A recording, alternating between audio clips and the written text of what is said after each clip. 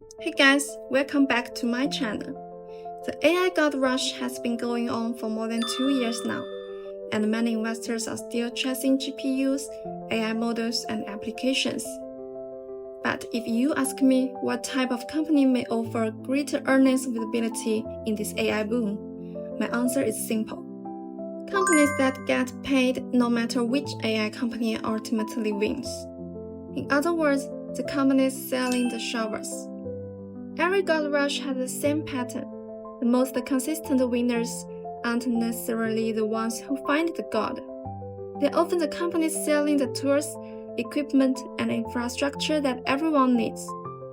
And in this AI gold rush, I think semiconductor equipment is one of the most interesting shovel selling industries to watch. Applied Materials' latest fiscal third quarter earnings report gives us a very good example of why.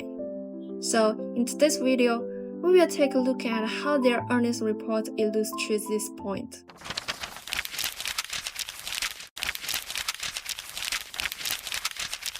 Let's start with the numbers. In the third quarter, Applied Materials generated $9.115 billion in revenue, up 25% year-over-year, a new company record. Non-GAAP earnings per share came in at $3.5, up 41%. Its semiconductor systems business, the company's largest semiconductor equipment segment, generated $7.04 billion in revenue, up more than 26%. And margins continued to improve. GAAP gross margin increased from 48.8% a year ago to 50.3%. So, Applied Materials isn't simply selling more equipment. Revenue is growing rapidly, profits are growing even faster, and the company's ability to generate profits is improving as well.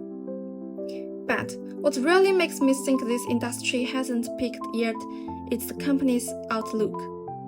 Applied Materials expects fourth quarter revenue of around $10.25 billion, where the market has been expecting roughly $9.5 billion. So once again, the company's guidance came in significantly above expectations. That tells us something important. Semiconductor equipment demand is not showing obvious signs of slowing down. And more importantly, we can see where the demand is coming from. Semiconductor systems grew more than 26% this quarter, and the DRAM's share of business increased from 22% last year to 26%. Why does DRAM matter so much in the AI era? Because one of the most important types of memory inside AI servers is HBM, or High Bandwidth Memory, which is a form of advanced DRAM designed for high-performance AI computing. As AI GPUs become more powerful, they require more HBM and increasingly advanced versions of it. So, AI capital spending doesn't simply end with NVIDIA selling GPUs and hyperscalers building data centers. It continues flowing down the semiconductor supply chain. More GPU demand drives more HBM demand. More HBM demand drives DRAM manufacturers to expand capacity. And that expansion requires more investment in wafer fabrication equipment. Eventually, that spending flows to companies like Applied Materials, Lam Research, KLA, and other semiconductor equipment manufacturers. And memory isn't the only growth driver. Advanced packaging is becoming increasingly important as well. Today's AI chips increasingly rely on HBM, chiplets, 3D stacking, and more complex interconnects. They're just becoming more advanced, they're becoming more complex. That means greater demand for deposition, etch, metrology, inspection, and advanced packaging equipment. Applied Materials expects its advanced packaging business to grow by more than 70% in 2026. Management also expects DRAM, leading-edge foundry, and logic and advanced packaging to drive growth in the second half of the year. Together, these areas are expected to account for roughly 80% of wafer fabrication equipment market growth between 2026 and 2027. AI demand is no longer limited to GPUs, it's spreading across the entire semiconductor manufacturing ecosystem. Now, let's look at the longer-term signal. During the earnings call, management said that customer demand visibility now extends to 2030, with some discussions already covering plans for the next 5 years.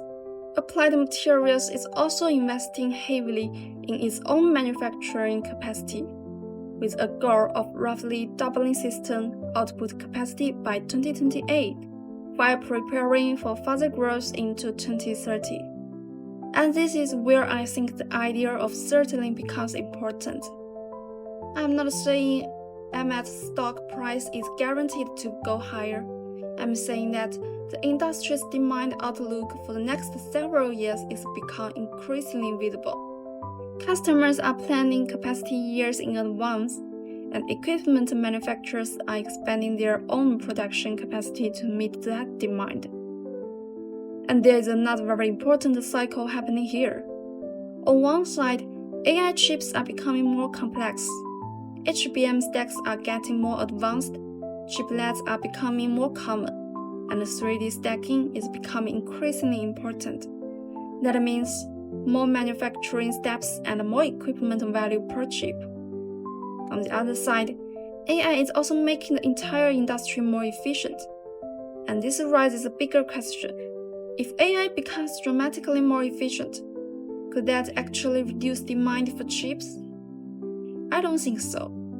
Because higher AI efficiency means lower computing cost per token. And lower costs make AI accessible to more applications and more users. Someone who uses AI a few times a day today could potentially use it dozens or even hundreds of times in the future. More software, more businesses, and more use cases will integrate AI. So, AI becoming more efficient doesn't necessarily mean we will need fewer chips. Quite the opposite. The cheaper AI becomes, the more we may actually use it. And that may be the biggest long-term argument for the semiconductor equipment shower sellers. The most valuable thing about the Applied Materials earnings isn't simply that the company made a lot of money this quarter. It's that the numbers are showing us something bigger. The fundamentals are strong, growth is still rapid, and AI-driven equipment demand continues to spread from GPUs into HBM, DRAM, advanced logic, and advanced packaging. More importantly, customers are already planning capacity for the years ahead, while Applied Materials is expanding its own capacity to support that demand. Combined with the possibility that improving AI efficiency could actually drive more greater AI usage, what we are seeing may be more than just a short-term data center construction cycle. It could be the beginning of a long-term semiconductor equipment cycle that continues spreading across the entire AI supply chain. So, if the AI gold rush is still going, I wouldn't just look for the companies digging for gold. I'd also look at the companies selling the shovels, the ones that get paid no matter who ultimately wins. That's it for today's video. If you enjoy this kind of deep dive into the business logic behind major technology companies, make sure to subscribe. See you in the next video.